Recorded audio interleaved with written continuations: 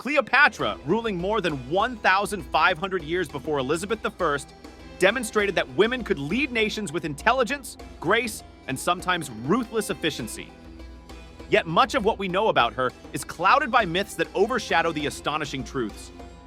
Cleopatra navigated power as effectively as any man, never discarding a valuable asset despite the cost. Intriguingly, although Cleopatra and King Tut are iconic figures of ancient Egypt, Cleopatra was of Macedonian Greek descent. The Ptolemaic dynasty, founded by Alexander the Great's general Ptolemy I, ruled Egypt for 300 years after Alexander's death. They spoke Greek, followed Greek customs, and practiced inbreeding to maintain pure bloodlines, which was common among royal families from Europe to the Middle East.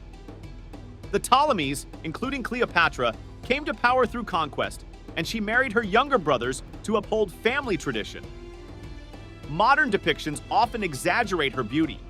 Ancient historians and a 2007 coin bearing her portrait suggest she was not extraordinarily beautiful, but possessed a magnetic presence. Plutarch noted that her charm and intelligence were her most captivating traits. Cleopatra was a skilled diplomat and a scholar, mastering subjects like mathematics, medicine, alchemy, economics, history, and geography, and spoke 9 languages, making her truly remarkable. Pharaohs in Egypt often co-ruled with a partner of the opposite gender.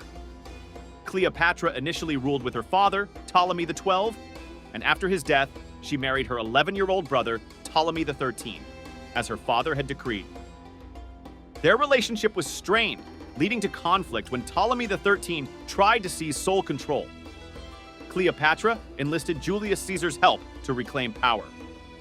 Ptolemy XIII threatened to kill every Roman in Alexandria if Caesar sided with Cleopatra.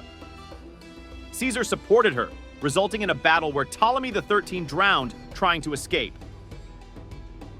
Cleopatra's life was filled with political maneuvers, including poisoning her other brother and executing her sister Arsinoe, who had opposed her.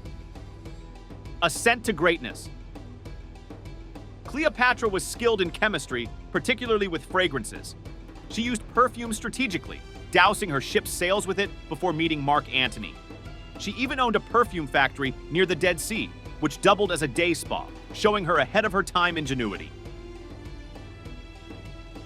Cleopatra saw herself as a divine figure, calling herself the new Isis.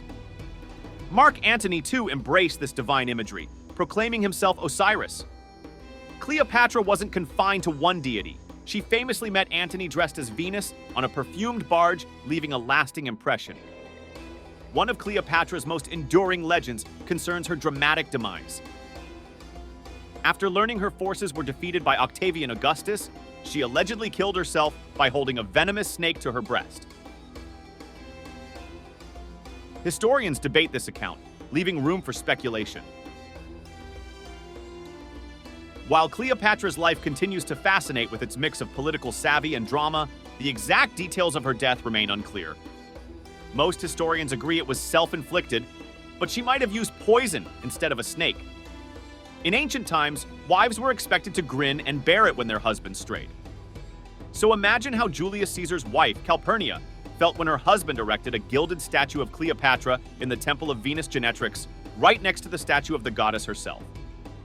This was scandalous, not just because of Caesar's blatant disregard for his wife's feelings, but also because Romans didn't deify their rulers like the Egyptians did.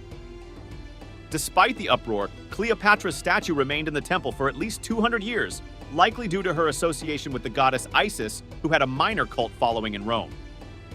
Cleopatra's legacy is a mix of political intrigue, romantic drama, and enduring legends, making her one of history's most fascinating figures.